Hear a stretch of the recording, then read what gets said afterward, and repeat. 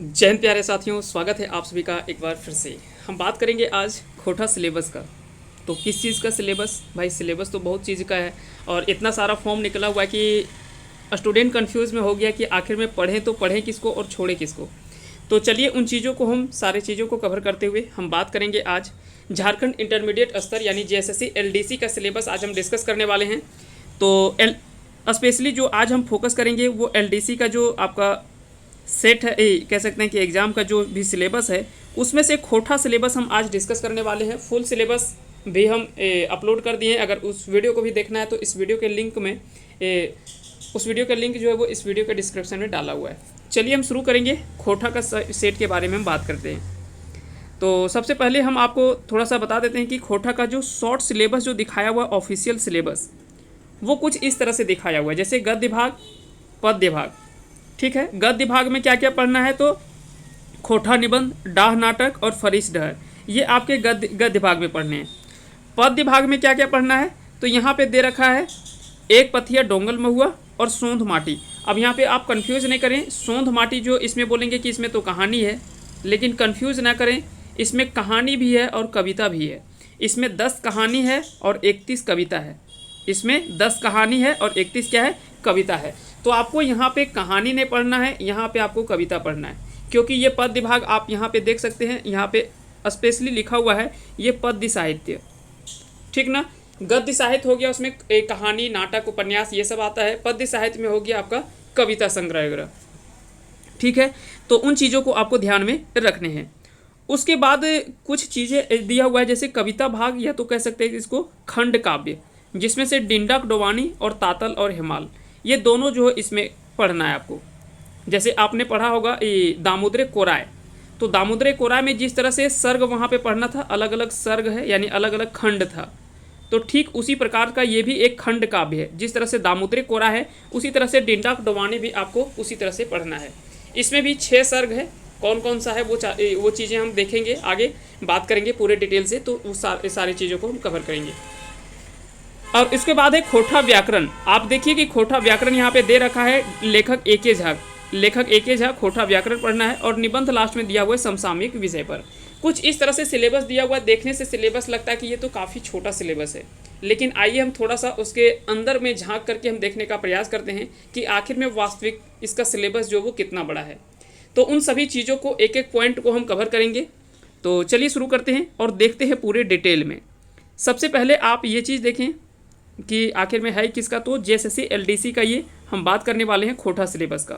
Jharkhand intermediate स्तर computer ज्ञान एवं कंप्यूटर में हिंदी टंकन अहर्ता धारक संयुक्त प्रतियोगिता परीक्षा 2022, ये पूरा फॉर्म का आपका नाम है। चाहे तो आप आराम से पढ़ सकते हैं। इसका फॉर्म अभी भरा ही रहा है, ये डेट इसका ख़त्म हो गया था, लेकिन इसको बाद में जो वो डेट फिर से एक्सटेंड किया गया यानी बढ़ाया गया है। चलिए आगे चलते हैं और देखते हैं एक एक करके सभी चीज़ों को। सबसे पहले गद्य भाग में आपको दे रखा था खोटा निबंध। तो खोटा निबंध आपको वहाँ पे सिर्फ लिख दिया था, ये डॉक्टर BN ओहदार के द्वारा लिखा गया एक क्या है, निबंध संग्रह है। क्या है, एक निबंध संग्रह है। अगर आपसे पूछा जाए कि खोटा निबंध है क्या आखिर में, तो वास्तविक रूप से अगर देखा जाए तो यह एक निबंध संग्रह है। निबंध संग्रह में अगर बात करें कि क्या होता है निबंध संग्रह, तो उन चीज़ों को हम बात करेंगे एक एक करके, सारी चीज़ों को, और सारी चीज़ों को हम कवर करेंगे। एक एक पॉइंट भी आपको छूटेगा नहीं यहाँ से। तो सबसे पहले अगर बात करें तो यह एक क्या है, एकल निबंध संग्रह है। ठीक है, खोटा निबंध। अगर बात करें इसकी प्रकाशन की, तो इसका प्रकाशन 2 बार हुआ था। एक बार हुआ था 1990 में और दूसरा प्रकाशन जो हुआ था वो 2016 में। ये दोनों चीज़ आपको याद रखनी। इसका प्रकाशक अगर पूछा जाए तो जनजातीय भाषा अकादमी बिहार सरकार, जो 1990 में जो प्रकाशन हुआ था, तो स्वाभाविक बात है उस समय झारखंड तो बना नहीं था, तो उस समय बिहार सरकार के अंतर्गत ही हम लोग, बिहार राज्य के अंतर्गत ही हम लोग चल रहे थे। 2000 में हमारा राज्य अलग होता है, तो इसलिए उस समय जो था वो बिहार सरकार के नाम से इसका जो प्रकाशन हुआ था, ये आपको याद रखना है। इसका प्रकाशक क्या है तो जनजातीय भाषा अकादमी। इसमें कुल निबंधों की संख्या कितनी है, तो टोटल इसमें 12 निबंध आपको पढ़ने हैं। कौन कौन से निबंध पढ़ने वो सारा हम लिख करके रखे हुए हैं। चलिए एक एक करके सारे निबंधों को हम कवर करते हैं। सबसे पहला इसमें निबंध जो पढ़ना है वो है सब टाइटल है बखेड़ा में बखेड़ा लिंग बखेड़ा, बैच का बगरा काम कम, सर्वधर्म संभाव और राष्ट्रीय एकता, एगो कुकरे का आत्मकथा, प्रेमचंद साहित्यिक सामाजिक सैर सरेस्ता योगदान, भाई बहन के शुभ प्यार के प्रतीक, करम परब, उसके बाद है फूल कर परब, सरहुल आर तकर प्रासंगिकता, छोटा नागपुर एक नैनीताल नेत्रहाट, हामिन के संस्कृति और ताकर ऊपरे संकट, और खोटा लेखन परंपरावादी न जनवादी, और लास्ट में इसका है हमें खड़ा हूँ। तो ये देख सकते हैं कि टोटल इसमें से जो है वो 12 निबंध आपको पढ़ना है। तो वहाँ पे सिलेबस में सिर्फ आपको खोटा निबंध दे रखा है, लेकिन आपको पूरे डिटेल से आपको जानने के लिए ये आवश्यक है कि हमको आखिर में कितना पढ़ना है सिलेबस में। इसे छोटा सिलेबस नहीं समझें, ये गलती आप ना करें। दूसरा जो चीज़ इसमें दे रखा है वो है डाह नाटक। तो डाह नाटक यह सुकुमार के द्वारा लिखा गया नाटक है, और प्रकाशन अगर बात करें तो इसका प्रकाशन 2 बार हुआ, एक बार 1992 में और दूसरा 2009 में। प्रकाशक इसका अगर देखा जाए तो मूर्ति देवी भेंड्रा नावाडी बोकारो से इसका प्रकाशक है। तो ये दोनों चीज़ें आपको याद रखनी हैं। बाकी का जब हम पढ़ेंगे इन चीज़ों को तो पूरे डिटेल से हम एक एक पॉइंट को, कौन कौन सा इसमें किरदार है, किसकी इसमें भूमिका है, कौन कौन सा इसमें पात्र है, स्त्री पात्र कितना है, पुरुष पात्र क्या है, नाटक में कैसे कैसे क्या है, पूरा नाटक का कहानी क्या है, किस चीज़ के ऊपर यह बना हुआ नाटक है, उन सारे चीज़ों के बीच में हम सारी चीज़ों को कवर करेंगे। अगला जो आपको पढ़ना है वो पढ़ना है फरीश डहर। फरीश डहर की बात करें तो यह पंचम महतो के द्वारा लिखी गई कहानी संग्रह है। तो ये आपको याद रखना है, यह पंचम महतो के द्वारा लिखा गया है एक कहानी संग्रह है। इसका प्रकाशन 2001 में होता है। प्रकाशक इसका बाली डी खोटा कमेटी है, और कुल इसमें कहानियों की संख्या जो है वो 11 कहानी इस पर पढ़ना है। जैसे आपने अभी छाहर आप पढ़ रहे, तो छाहर वहाँ पे सिर्फ एक सिलेबस में दे रखा था छाहर, लेकिन आपने देखा होगा कि छाहर के अंतर्गत 10 कहानी पढ़ना है। कौन कौन सी कहानी? तो छाहर है, बोने क्लोर है, हम कैसे जियब, बुबाई को कहानी कह दे, और भी कई तरह का उसमें जो था ये कहानी है। टोटल उसमें 10 कहानी पढ़ना था। ठीक उसी प्रकार से सोंध माटी में 10 कहानी आपको पढ़ना है। खोटा निबंध तो आपको पढ़ना ही है, तो उसके बारे में तो आपको पहले से जानकारी है ही। तो कुछ इसी तरह से अगर बात करें कहानियों की, तो आइए एक एक करके सभी कहानियों को हम देखते हैं। पहला जो है वो हैराल हाँसी, उदासी, बड़ाल छुआ, कर्मा, दीदी जी, रकतबारी, डाइन, चटिया। उसके बाद मानेक व्यथा और भूत। तो डाइन भूत ये सब पढ़ना है इसमें। खैर कोई बात नहीं, जो भी है, अगर आपको नौकरी लेनी है तो ये सारा चीज़ से गुजरना ही पड़ेगा, चाहे वो जो भी चीज़ और जिस तरह से हो, जो भी पढ़ना है, जो सिलेबस दे रखा है उस चीज़ को तो आपको पढ़ना ही होगा। बिना पढ़े तो काम चलेगा नहीं। तो कुल मिलाकर के अगर कहानियों को देखा जाए तो टोटल 11 कहानी आपको पढ़ना है। आइए अब हम बात करेंगे पद्य भाग में। पद्य भाग में आपको वहाँ पे सिर्फ दे रखा है एक पथिया डोंगल महुआ। यह संतोष कुमार महतो के द्वारा लिखी गई कविता संग्रह है ना। इसका प्रकाशन 1990 और 2005 में 2 बार इसका प्रकाशन होता है। प्रकाशक इसका है रामधन प्रकाशन गंगजोरी। इसमें टोटल कविताओं की संख्या 47 है। आप ध्यान से देखें, इसमें टोटल 47 यानी 47 कविता आपको इसमें टोटल पढ़ना है, ये आपको याद रखना है। और 47 कविता के सबके लेखक अलग अलग है। ऐसा नहीं कि लेखक सबका एक ही लेखक के द्वारा। होता क्या है कि दरअसल एक इस तरह से समझिए कि एक पथिया डोंगल महुआ एक किताब है। उस किताब में ये सारी कविताओं को उसमें शामिल किया गया है। कुछ मान लेते हैं अलग अलग जो है वो कविताओं को इसमें शामिल किया गया है। जैसे कुछ अलग अलग साहित्यकारों का जो है, जैसे ये हामनी सब एक, या जो वो श्रीनिवास पांडरी जी के द्वारा लिखा गया यह एक कविता है।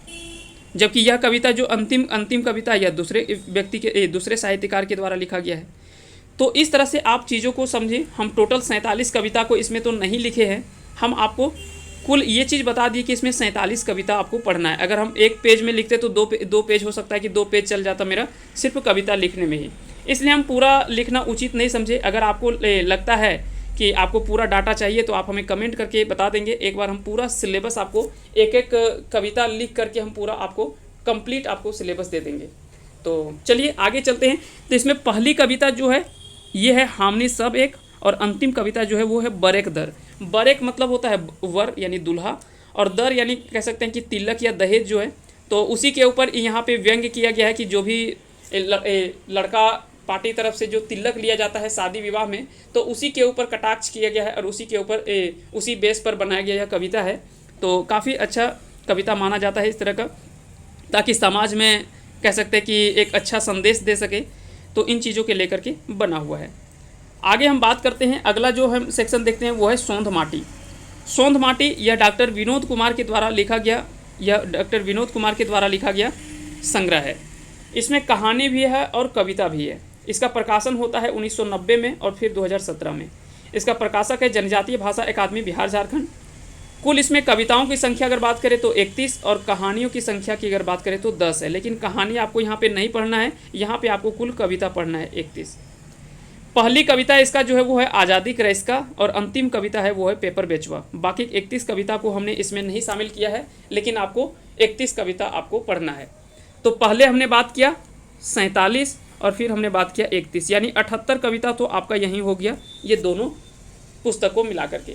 चलिए आगे हम बात करते हैं और अगला हम देख लेते हैं। अगला जो पार्ट आपको पढ़ना है सेक्शन में वो है डिंडाक डोबानी। यह एक प्रबंध काव्य है। प्रबंध काव्य मतलब जिस तरह से आपने दामोदर कोराय पढ़ा है, जिसमें 6 सर्ग को जिसमें अलग अलग आपको पढ़ना था, है ना, सरंची कमल, इस तरह से करके जो भी अलग अलग चीज़ें पढ़ना था, तो उसी तरह से आप समझे कि यह भी एक प्रबंध काव्य है जो बंसीलाल बंसी के द्वारा लिखा गया। बंसीलाल बंसी के द्वारा यह लिखा गया प्रबंध काव्य है। इसका प्रकाशन होता है 1992 में और प्रकाशक इसका जो है वो खोटा साहित्य संस्कृति परिषद बोकारो के द्वारा। इसमें कुल सर्गों या कुल खंडों की संख्या कितनी है तो 6 है। कौन कौन सा सर्ग है? डिंडा, सपून, हुलुस्थुल, डहर, पोहा और खांधार। टोटल इसमें 6 सर्ग है। आपको 6 सर्ग पढ़ना है। पहले इसके बारे में आपको जानना है, इसका प्रकाशन कब हुआ था, प्रकाशक कब हुआ था। बंसीलाल बंसी के पूरे जीवन परिचय के बारे में पढ़ना है। हालांकि हमारा एक वीडियो सेक्शन चल रहा है इसमें से, जो कि पार्ट बाय पार्ट हम सभी जितने भी साहित्यकार हैं, खोटा साहित्यकार, उनके जीवन परिचय के ऊपर वीडियो बना रहे हैं। अगर आप नहीं देखें तो उस वीडियो को आप जाके देख सकते हैं हमारे चैनल के प्लेलिस्ट में, वहाँ पे आपको मिल जाएगा। अगला जो इसमें सेक्शन पढ़ना है वो है तातल और हेमाल। तातल और हेमाल यह संग्रह जो है यह एक फुटकर कविता संग्रह है। फुटकर कविता संग्रह है जो लिखा है शिवनाथ परमानिक के द्वारा। शिवनाथ परमानिक ने इसे लिखा है। फुटकर कविता संग्रह है ये। इसका प्रकाशन होता है 1998 में और इसका प्रकाशक जो है वो खोटा साहित्य कुटीर बैदमारा बोकारो है। इसमें कुल कविताओं की संख्या 19 है और इसमें गीतों को शामिल किया गया है। इसमें 6 गीत भी शामिल है। टोटल इसमें 25 ठो पढ़ना है। अब इस तरह से आपको एक अनुमान लग गया होगा कि कितना चीज़ें हमको पढ़ना है। सबसे पहले ये था खोटा निबंध, उसमें 12 निबंध है। उसके बाद फिर हमने कहानी संग्रह देखा जिसमें 11 कहानी पढ़ना है ना, फरीच डहर में। फिर उसके बाद डाह एक नाटक आपको पढ़ना है। फिर उसके बाद आपने क्या देखा, एक पथिया डोंगल महुआ, जिसमें से आपको टोटल 47 कविताओं को पढ़ना है। फिर उसके बाद अगला कविता संग्रह आपने देखा, है ना, जिसमें से आपको जैसे अभी हमने बात किया क्या, सोंध माटी, तो सोंध माटी में आपको 31 कविता पढ़ना है। फिर डिंडाक डोबानी यह एक प्रबंध काव्य है जिसमें 6 सर्ग को पढ़ना है। और उसके बाद है तातल और हेमाल जो कि एक फुटकर कविता संग्रह है जिसमें टोटल 25 कविता को मान के चलिए, गीत भी कुछ उसी तरह से लिखा हुआ है, तो इसको आप मान के चलिए कि टोटल यहाँ भी 25 पढ़ना है। तो इस तरह से अगर आप देखा जाए इसमें, अब पहली कविता की अगर बात करें तो पहली कविता इसमें है जोहार या जोहर, जिसका अर्थ होता है प्रणाम या नमस्कार, है ना। और अंतिम जो है वो है जिंदगी डहर, यह। उसके बाद अंतिम में आपको पढ़ना है खोटा व्याकरण ए.के. झा का, है ना, लेखक ए.के. झा का। आइए थोड़ा सा हम हाईलाइट दे देते हैं आपको किस तरह से चीज़ें आपको यहाँ पे टोटल पढ़ने हैं। तो टोटल अगर देखा जाए तो सबसे पहले निबंध हमने बात किया, खोटा निबंध, है ना, हमने देखा खोटा निबंध जो कि बी.एन. ओहदार के द्वारा लिखा गया है। उसमें 12 निबंध आपको पढ़ना है, ठीक है। हालांकि ये एकल निबंध है। एकल निबंध कहने का अर्थ है एक एकल निबंध होता है यानी अलग अलग सिंगल। तो टोटल उसमें 12 निबंध आपको पढ़ना है। नाटक इसमें एक पढ़ना है, डाह, जो कि सुकुमार के द्वारा लिखा गया है। कहानी अभी हमने बात किया, एक फरीच डहर, जिसमें टोटल 11 कहानी आपको पढ़ना है। कविता में 2 कविता आपको पढ़ना है, एक पथिया डोंगल महुआ और दूसरा था सोंध माटी। एक में था 47 और दूसरा में था 31, दोनों को मिला देंगे तो 78 कविता हो जाएगा। फिर उसके बाद हमने बात किया आगे किस चीज़ का, तातल और हेमाल, है ना। तातल और हेमाल की अगर बात करें तो वहाँ पे आपको 19 ठो कविता पढ़ना है और 6 ठो गीत पढ़ना है। यह तातल और हेमाल किसके द्वारा लिखा गया, तो शिवनाथ परमानी के द्वारा लिखा गया है। तो टोटल इस तरह से आपको ये सारी चीज़ें आपको इसमें कवर करना है और इन चीज़ों को कवर करते हुए आपको चलना है। अगर आपको इसमें सिलेक्शन लेना है तो इतना चीज़ों से आपको गुजरना पड़ेगा, इससे आप नकार नहीं सकते, ये चीज़ आपको एक्सेप्ट करना पड़ेगा। और थोड़ा सा क्या है कि अगर समझ के साथ अगर आप कवर करेंगे इन चीज़ों को तो आप आसानी से कवर कर सकते हैं। कैसे कवर कर सकते हैं, आइए हम थोड़ा सा इन चीज़ों को के ऊपर हम थोड़ा सा एक बार फिर से हाईलाइट हम डालते हैं। जैसे अगर आप यहाँ पे देखें खोटा निबंध, तो अगर आपने झारखंड सचिवालय का फॉर्म भरा होगा तो खोटा निबंध आपने वहाँ पे पढ़ रखा है। डाह नाटक अगर आपने कह सकते हैं कि डाह नाटक आपने पढ़ा होगा वहाँ पे, ये दोनों चीज़ तो आपका कॉमन हो गया। तो ये चीज़ तो आपको अलग से मेहनत नहीं करना है। आपको अलग क्या पढ़ना है, एक फरिश डहर पढ़ना है, उसके बाद एक पथिया डोंगल महुआ, सोंध माटी में आप इनके बारे में, विनोद कुमार के बारे में तो पढ़ लिया होगा, सिर्फ सोंध माटी की कविता आपको अलग से थोड़ा सा पढ़ना है। फिर उसके बाद 2 यहाँ पे पढ़ना है।